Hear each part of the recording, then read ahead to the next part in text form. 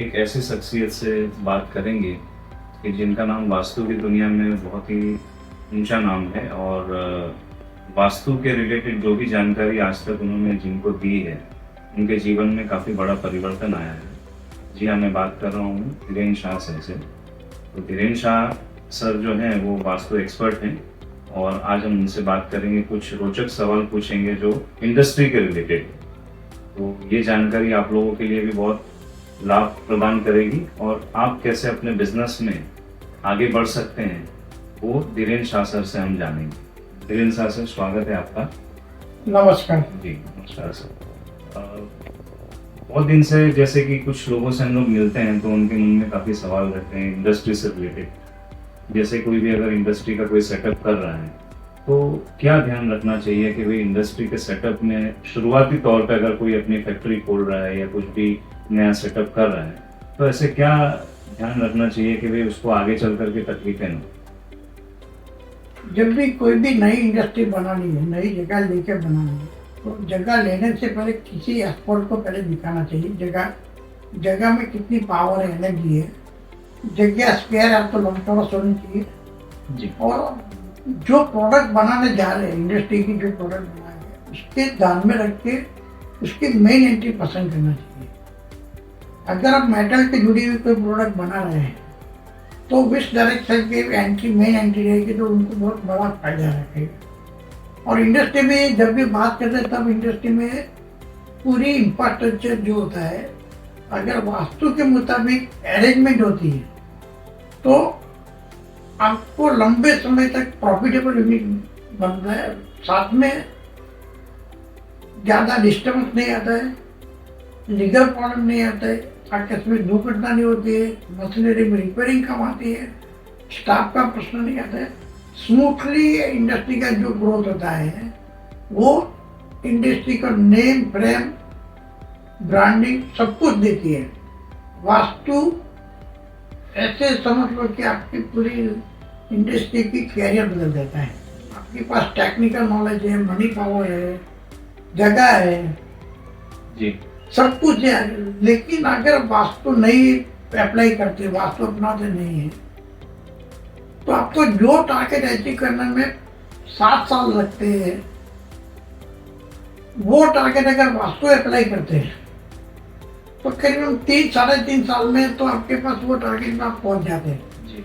और वास्तु अप्लाई करते तो आप कम खर्चे में इंफ्रास्ट्रक्चर बना सकते हैं, कम समय में बना सकते हैं, कोई भी समस्या की लीगल समस्या नहीं आती।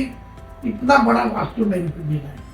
मतलब वास्तु मेरे हिसाब से इंडस्ट्री के बहुत बेनिफिट होता क्यों है कि जब भी कोई भी इंडस्ट्री होती है तो कई सारे फैक्टर ध्यान में होते हैं, बड़े बड़े रिस्क लेके इंडस्ट्री डेवलप करते हैं तो वो रिस्क नहीं लगना चाहिए और उसको स्मूथली ग्रोथ हो ऐसा लगना चाहिए तो वो वास्तु देता है जी। क्योंकि सर ये सवाल मैंने इसलिए पूछा कि बहुत से लोग जिनको हम अगर मिलते हैं तो वो क्या करते हैं, पहले इंडस्ट्री का सेटअप करते हैं, फिर जब उनको लगता है कि मुझे नुकसान हो रहा है या मेरी आर्थिक परिस्थिति बिगड़ती जा रही है, लोन पे लोन चलता जा रहा है, प्रोडक्शन सही नहीं हो रहा है, उसके बाद में वो किसी वास्तु एक्सपर्ट से कंसल्ट करते हैं। और उसमें भी सबसे बड़ी बात यह है कि जो जानकारी देते हैं लोग वो सही और सटीक जानकारी वो सबसे बड़ा रोल प्ले करते हैं। आपने जो सवाल किया ना वो हर एक इंडस्ट्री के लिए बहुत जरूरी बात है कि भाई अगर आप एक ज़्यादा सब तकलीफ के बाद में वास्तु वाले को बुलाते हैं और पहले बुलाते हैं, दोनों में बहुत फर्क है जी। और ज़्यादा तकलीफ होने के बाद में बुलाते हैं तब सबसे बड़ी तकलीफ वो हो जाती है कि आप कोई इंफ्रास्ट्रक्चर में बहुत सारे चेंजेस नहीं कर पाते। जो प्रोसेस सिस्टम है उसमें कोई ज़्यादा चेंजेस नहीं कर पाते।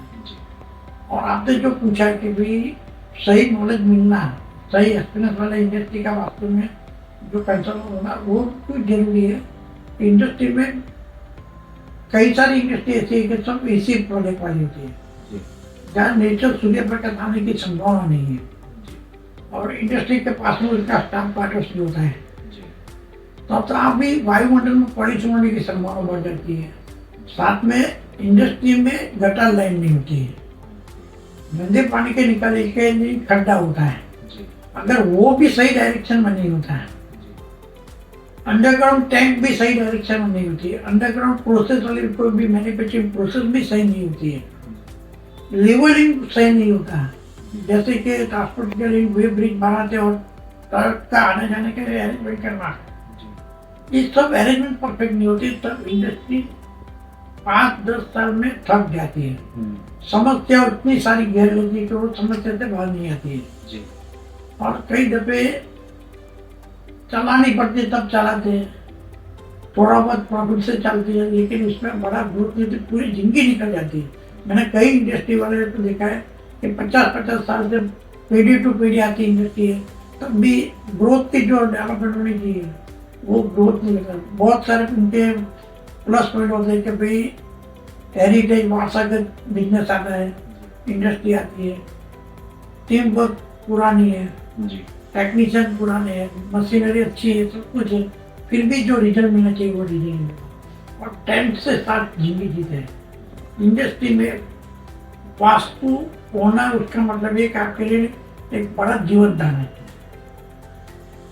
और दूसरा ये सवाल मेरा था कि बहुत से लोग के मन में तो चलता रहता है, जैसे किसी ने रेसिडेंशियल वास्तु करवाया है तो वो सोचता है कि मैं वही सब चीजें इंडस्ट्रियल में करूं, तो रेसिडेंशियल वास्तु और इंडस्ट्रियल वास्तु में क्या डिफरेंस है? ये भी बहुत अच्छा सवाल है कि रेसिडेंशियल वास्तु में जनरल मैटर होती है और इंडस्ट्री वास्तु में क्या है कि पूरी मशीनरी के अरेंजमेंट परफेक्ट होती है, रॉ मटेरियल से लेकर रेडी स्टॉक तक की जो मशीनरी की अरेंजमेंट प्रोडक्शन निकालना जी। और बाद में डिस्प्ले करना जी।